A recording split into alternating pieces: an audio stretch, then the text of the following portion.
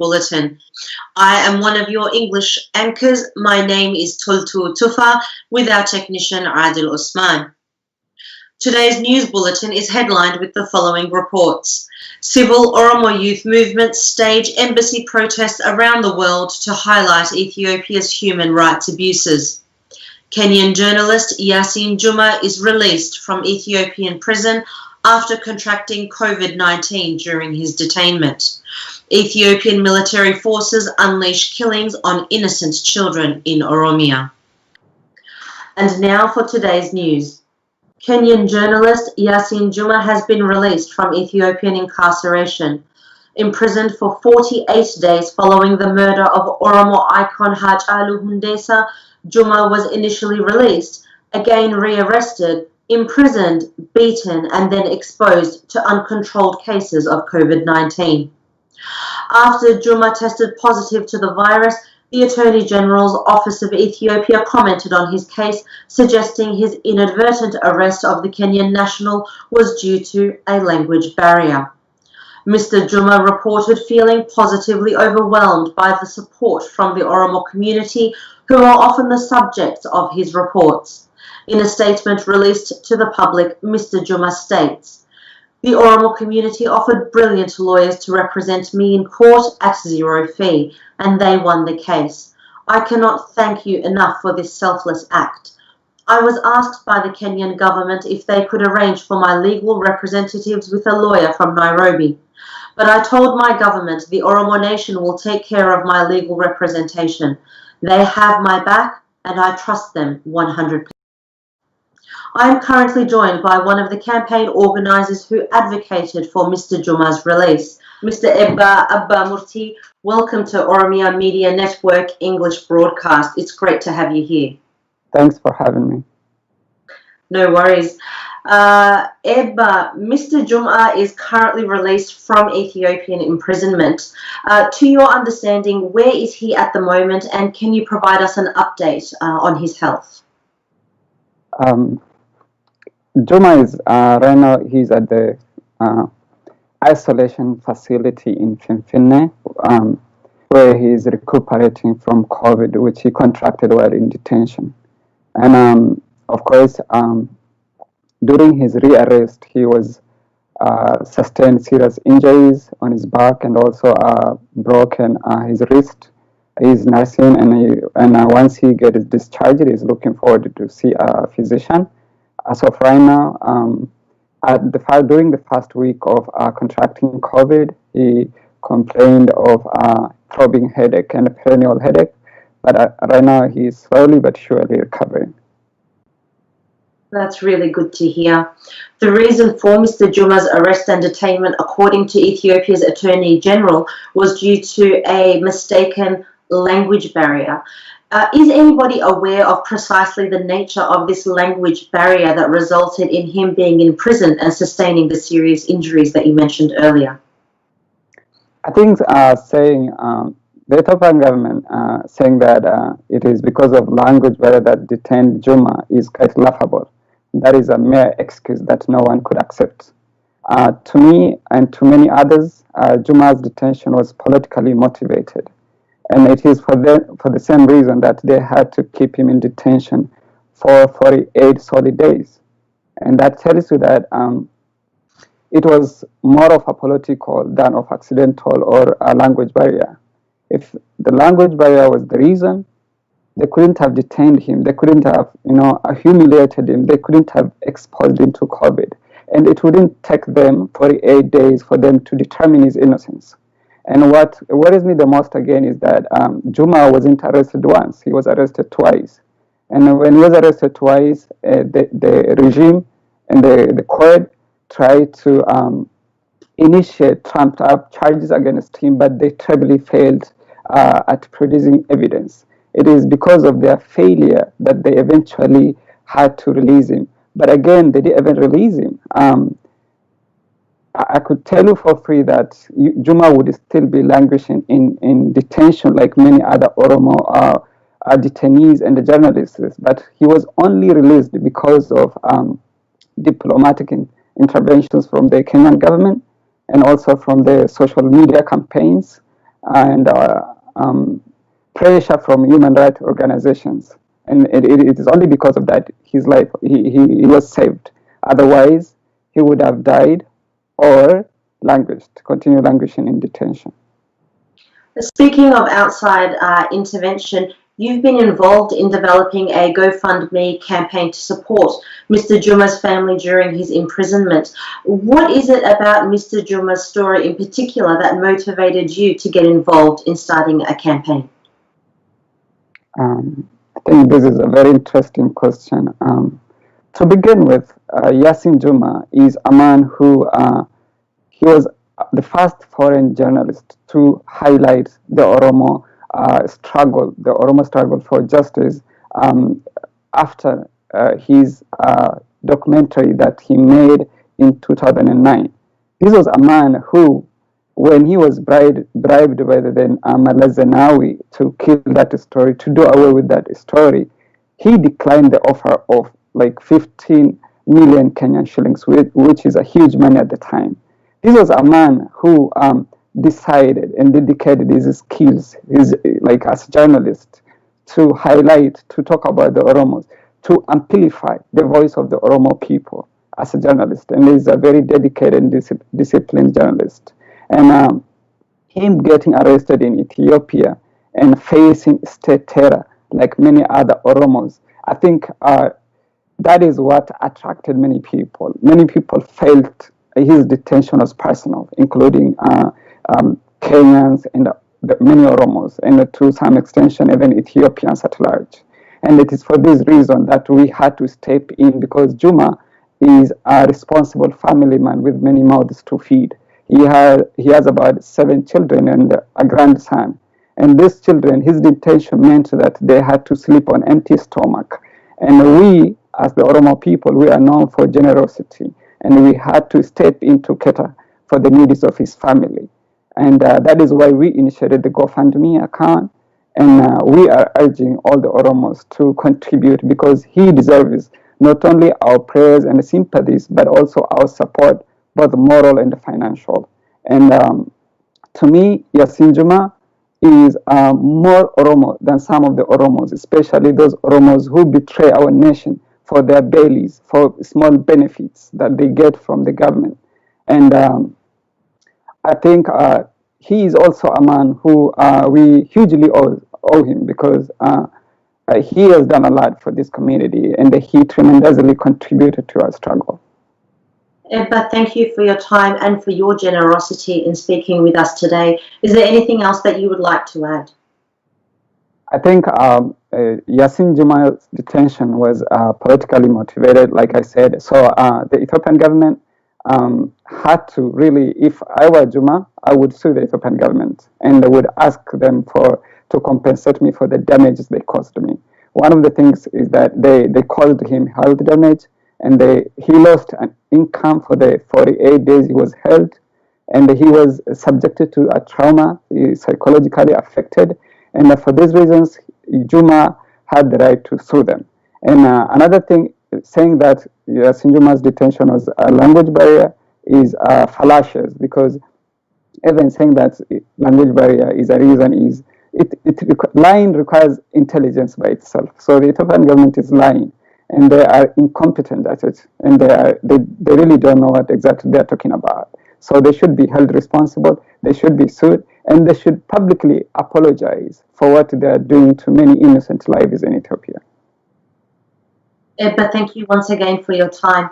Please send our best wishes to Mr. Juma and his family. We wish him a speedy recovery to good health. Thank you. Thank you, I'll do. Oromo civil youth activists are engulfing Ethiopian embassies around the world through staged protests.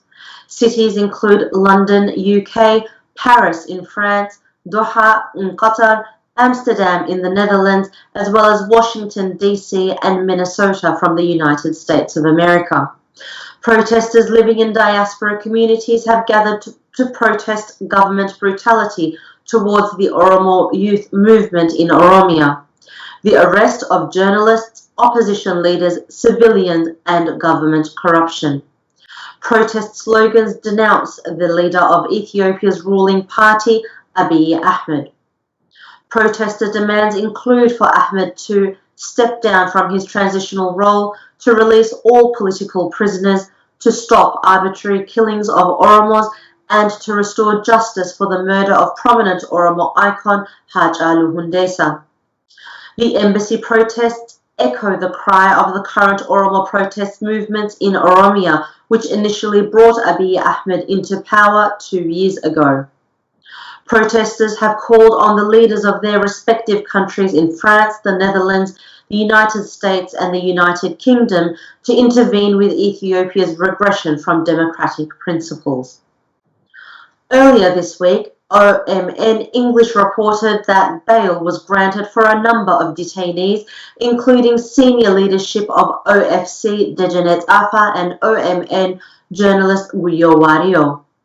After securing court clearance and payment of 10,000 Ethiopian birr bail, police refused to release the men and requested the court to appeal its decision. OMN spoke with one of their lawyers, Dejanefik Ado and Tulu Baisa, who indicated such practices, while frustrating, appear to be common practice in Ethiopia's justice system. The men, despite being granted bail, now await police requests for appeal in prison. Oromia Media Network is committed to following this story closely and will update broadcasts on any progress. At least 4 children in Oromia were killed in shootings across West and East Hararge zones of the Oromia region by Ethiopian military forces this week. The killings of children represent a new low in the Ethiopian government's response to civil Oromo youth movements across Oromia. The state's recent protests were triggered by the denial of medical attention for detained and critically ill human rights activist and politician Jawar Mohammed and other political prisoners. The murdered children were aged between 10 and 13 and were reportedly playing at the time of their murder. The local and global backlash of these killings have unanimously called for justice to serve the nation's most vulnerable. 13-year-old Mohammed Khalil, who was shot at point-blank range by military forces in Galamso town of Western Hararge in Oromia, and other victims included 10-year-old girl Nahili Ibsa, shot dead by Ethiopian military forces at Awade town in eastern Hararge. 10-year-old boy Lenj or Jamal, who died from military gunshot wounds in Kersa, East Hararge. And 10-year-old boy Abdul Hakim Hamid, also shot and killed in Oromia's Badesa city of the West Hararge region. With the exception of the 13-year-old Mohammed Khalil's picture, the remaining children's photographs are too graphic to broadcast. OMN had the opportunity to interview 13-year-old Mohammed Khalil's relatives, including Rayhana Ahmed Noor, who joins us here today. Rayhana, welcome to Oromia Media Network's English language broadcast. Thank you for having me, Toltu. How's the family doing at the moment, and how are they coping with this difficult news? Look, Toltu, the family are doing the best that they can, given the very difficult circumstances that they are in. But honestly, they are completely distraught. Mohammed Khalil was only 13.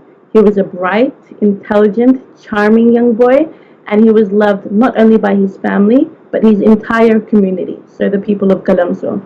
He comes from a very well-known, respectful family, and so his death has been a shock and really devastating to his entire community and many people in the country as well as around the world.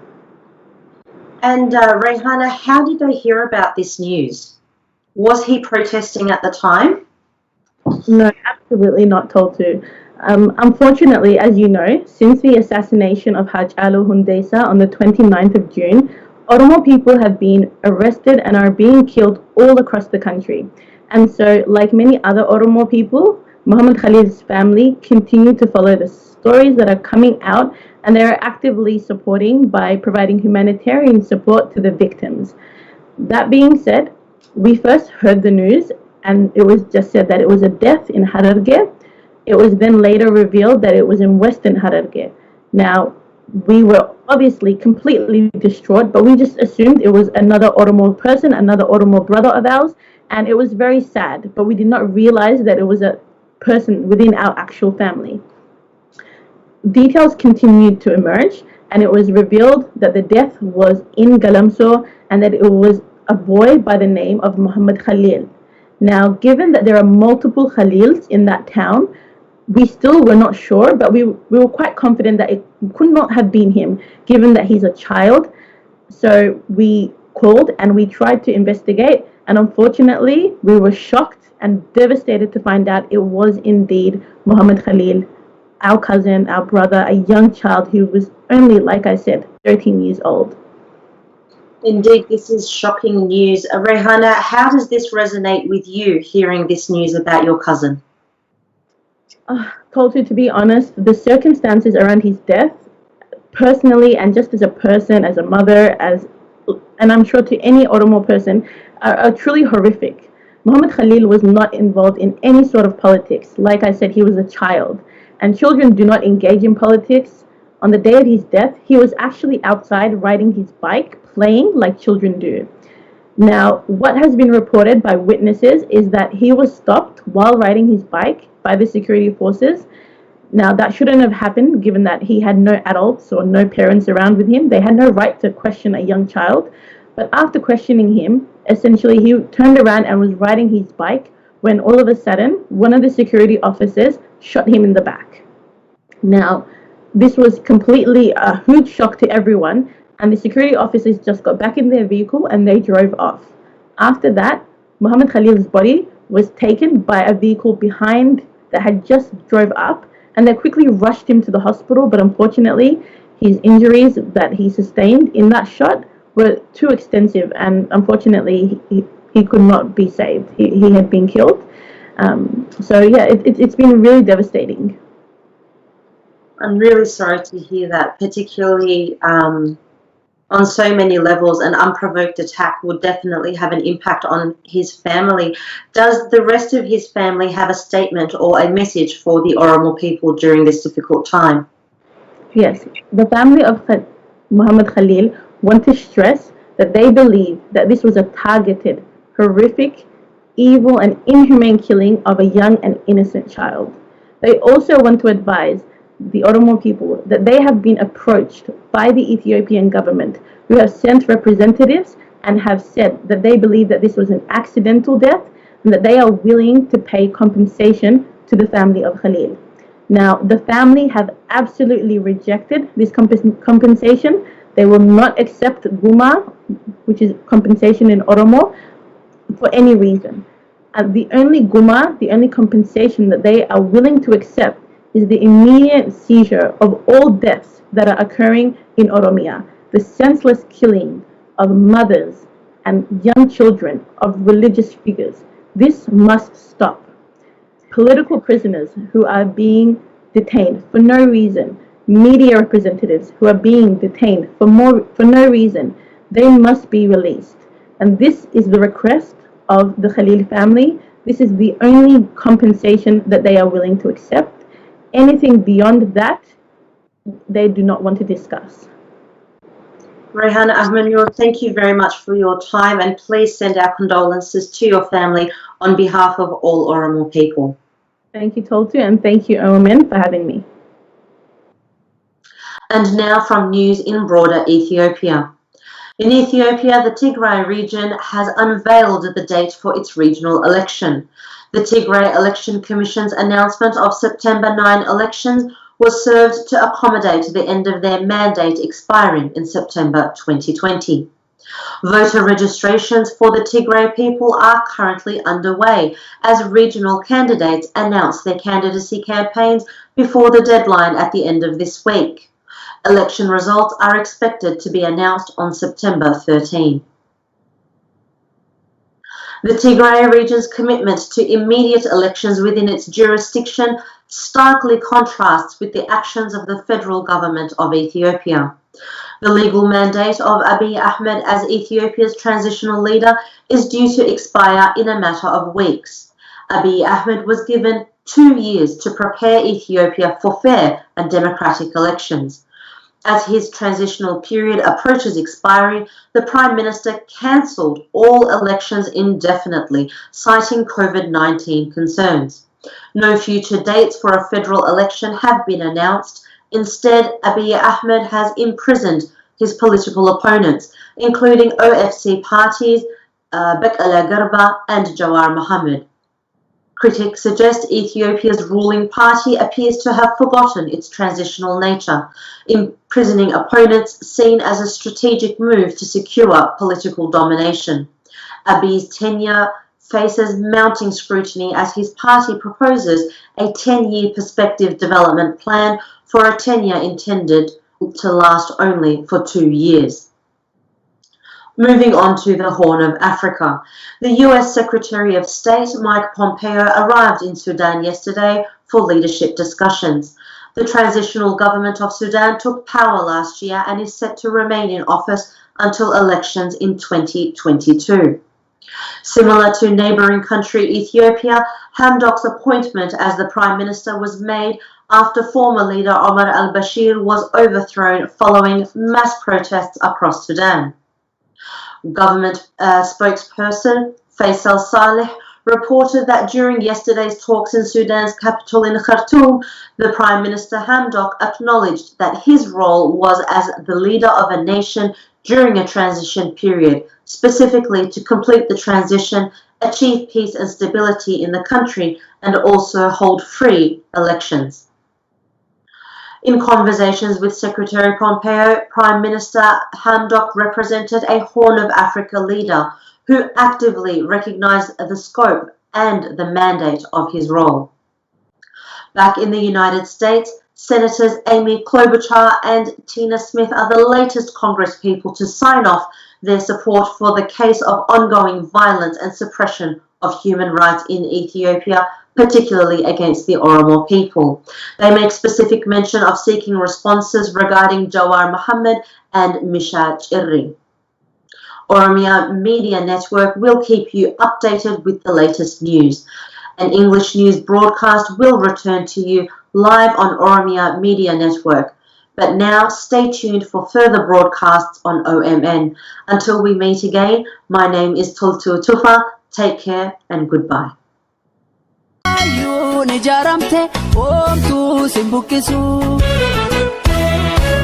OMN